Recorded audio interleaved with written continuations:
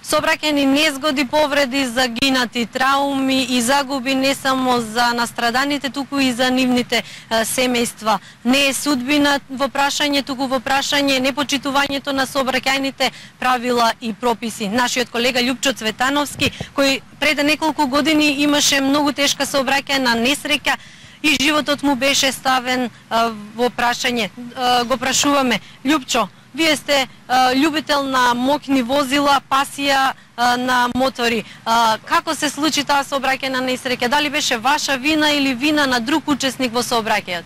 За жал, јас сум дел од таа најцрна статистика во македонската историја. 2011-та 6800 потешко и полесно повредени, сега за 50% отприлика намалено.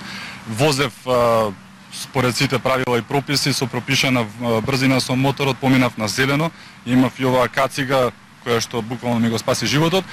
Мојот соучесник, односно творецот на несреќата, помина на црвено со автомобил, односно джип. Се случи тоа што се случи. Јас завршив на неврохирургија, 20 дена одлежав. Таму имав крварења во главата, буквално од отварање на глава, но поради добрата физичка состојба преживеав, а и сепак ќе кажам, нели, поради кацигата која што ја носев. Така што сето тоа се случуваше баш кај 2 дена пред мојата свадба, па може да замислите, мислам, сепак. Како тогаш се чувствува вашето семејство, траума, како што споменавме, и токму за семејствата, за најблиските?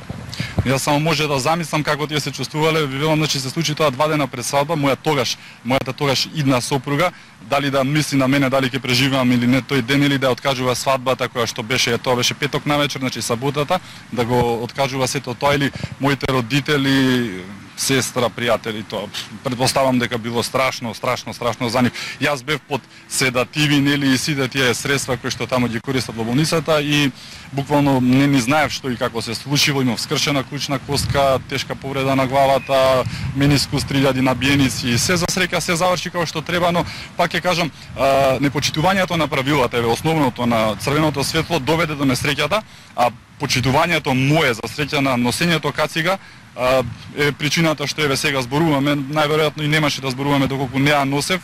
Обично носев некој си шлемче, таму знаете скопската шема, возам голем мотор, чопер, нели, Ямаха, носат шлемчиња кои што се буквално импровизација, не ги исполнуваат стандардите, оние никаков стандард, но се носат за изгледот. По цена на изгледот вие губите многу повише, не дај Боже, и животот, така што буквално топла препорака до сите мои. Токму и тоа сакав да забележам, каков апел треба да упатиме до граѓаните пред се да допре до нивната свест?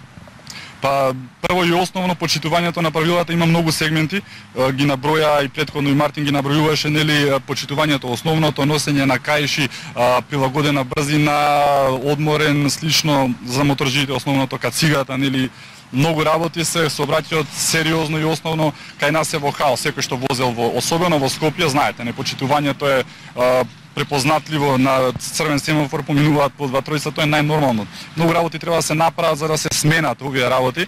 Едноставно да се апелира кај луѓето да размислат малку што може да направат. Една секунда значи еден живот, можеби, нели?